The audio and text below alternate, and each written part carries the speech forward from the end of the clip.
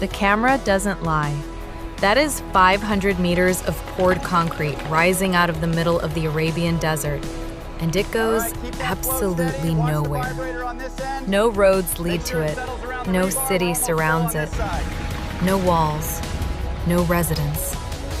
Just two colossal concrete cores, perfectly parallel, stretching for 2.4 kilometers before stopping dead in the sand.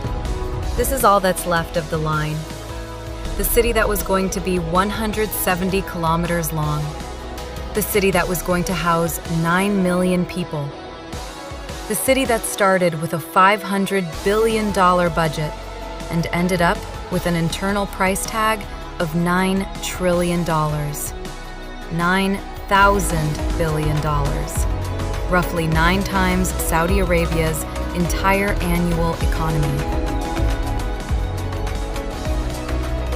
And as of September 2025, construction is officially suspended. The vision is over. And what they left behind tells us everything about the world we're living in. To understand how we got here, you need to go back to January 2021. Saudi Crown Prince Mohammed bin Salman, MBS, stands before the cameras and makes an announcement that breaks the internet. The Line, a city unlike anything ever attempted. 170 kilometers long, 200 meters wide, 500 meters tall. 2 infinite mirrored walls reflecting the desert back at itself. No roads, no cars. Everything. Your work, your gym, your school, your doctor, within a 5-minute walk. Because everything would be stacked vertically inside the structure. Inside. Forests, rivers, stadiums floating at the very top, a ski slope, a metro system running the full length underground at 300 miles an hour, 100% renewable energy, 0 carbon emissions, the most technologically advanced city ever conceived by human beings. The renders were extraordinary. Every frame looked like a movie set for the year 2200. And MBS didn't present this as a dream. He presented it as a construction schedule. Residents by 2024. 1.5 million people by 2030. The 2034 FIFA World Cup, hosted in a stadium suspended 350 meters in the sky. Architects and engineers around the world watched, and the reaction split almost perfectly in 2. Half were mesmerized, half were horrified. Because when you run the actual numbers on the line, something terrifying starts to emerge from behind the render. The structural steel required for the line's superstructure alone, just the skeleton, was estimated at 4.8 million tons. That is more steel than the entire United States produces in a year. For one building. The concrete problem was just as severe. Pouring at that scale requires an industrial supply chain that simply does not exist in the middle of the Saudi desert. The original plan called for seawater piped from a desalination plant at Oxagon, converted into usable water, feeding a network of factories producing 20,000 cubic meters of concrete per day. As of 2026, those factories don't exist. The desalination pipeline may have been quietly scrapped. Water is currently being trucked in by tanker. That is not scalable for a 170-kilometer city. Then there's the wind. 2 walls, 500 meters tall, 170 kilometers long, with a 200-meter gap between them. Engineers have a name for what happens to wind in that configuration. They call it the canyon effect. Wind funneling through that gap would accelerate dramatically. Some models showed speeds that would make the interior corridor uninhabitable for large portions of the year. The original renders had no solution for this. and a sun. The line runs northwest to southeast. One wall gets full sun exposure. The other sits in perpetual shadow for most of the year. MBS said the line would have artificial sun, real simulated daylight inside. The technology for this, at that scale, does not currently exist anywhere on Earth. An Imperial College London professor of engineering said publicly that building something of this scale within a few years was, quote, unrealistic. But no one inside the project could say that, because everyone had signed an NDA. And in Saudi Arabia, the consequences of breaking it were not limited to a lawsuit. There is a part of the line's story that never made it into the renders. The part about who was already there. The Huwaitat, an indigenous tribe that had lived in the Tabuk region of northwestern Saudi Arabia for generations.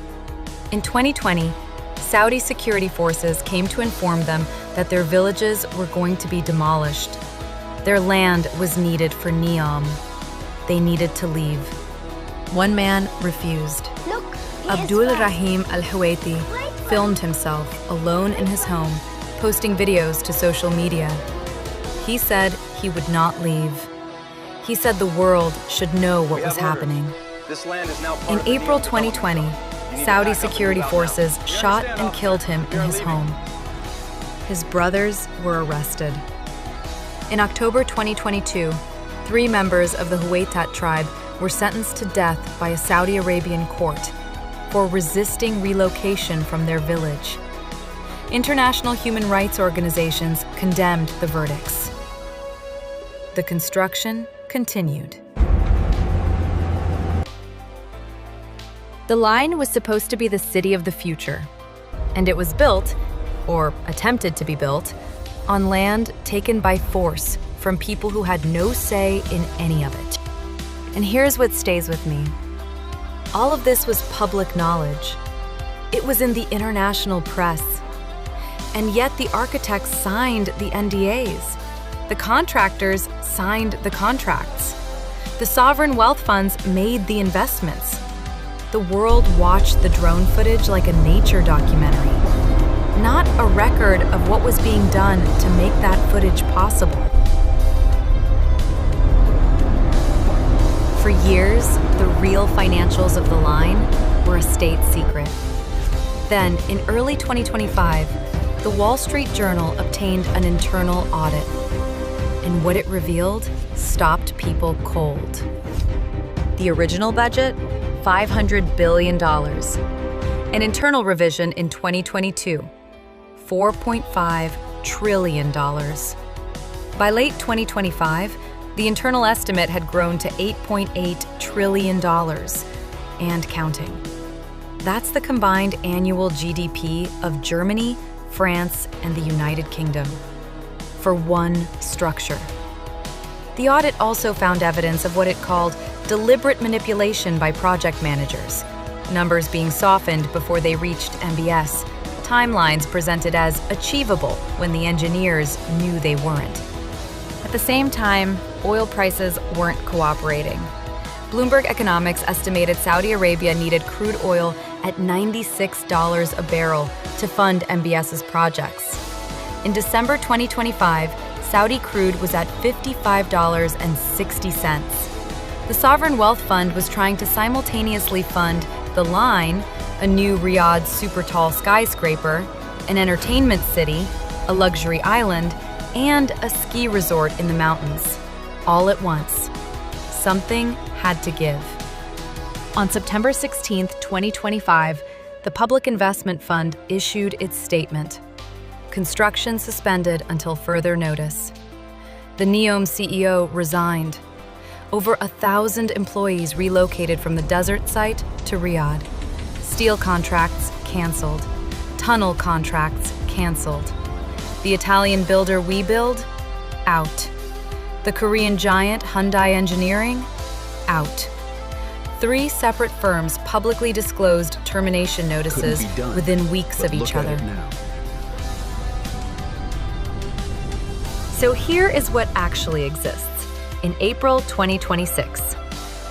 2 concrete cores, 2.4 kilometers of foundation work out of 170 planned. No mirrored cladding, no steel outriggers, no interior, no residents, no roads in, no roads out. Concrete and sand and silence. The population target for 2030 has been cut from 1.5 million to fewer than 300,000. The full 170-kilometer vision has been pushed back to 2045 at the earliest, and that date is widely considered optimistic. MBS himself has reportedly accepted, privately, that what gets built will be something far smaller than the original announcement. The broader NEOM project is quietly being triaged. The green hydrogen plant at Oxagon is 80% complete. $8.4 billion of actual, functional infrastructure. A $5 billion AI data center deal was just signed.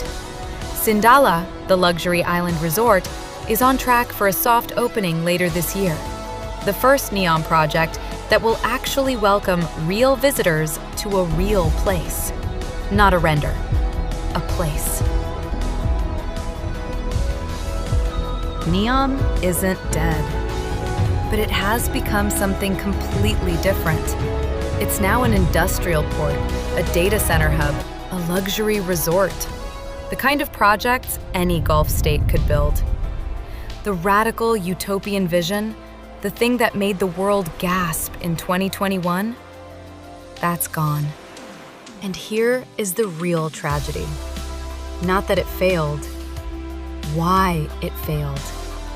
Because the underlying ideas were not crazy. High-density, walkable, car-free, renewable cities. Those are real and necessary ideas for the future of human civilization. The failure was that this dream was designed as a marketing asset first and an engineering project second. The render came before the spec sheet. The announcement drove the construction timeline, instead of the engineering driving the timeline. And when the person commissioning the project has the power to override every engineer in the room who is trying to explain why the physics don't work, you don't get a city. You get a monument to unchecked ambition. You know what the line actually is? It's a mirror, and it reflects something true about the world we're building right now. The gap between the render and the reality, between the announcement and the execution, between the story a country tells about itself and what it's actually willing to do to make that story real. The line was going to be a city with no cars. The men who cleared the land for it were armed. It was going to run on 100% renewable energy. The money to fund it came entirely from oil. It was supposed to be the future. And it looks like every failed utopia in history. Fordlandia, Oroville, the Soviet cities that now stand empty in the Siberian tundra. Half-built, abandoned, slowly being reclaimed by the land that was never really theirs to take. If this is the kind of story you come here for, places where the official narrative and reality have pulled so far apart they barely share the same planet, then you already know what to do. Subscribe, because we go deep on every video. And leave a comment below. Do you think any version of the line gets finished by 2045? I want to know what you think. I personally reply to every comment in the first 24 hours, so drop your take below.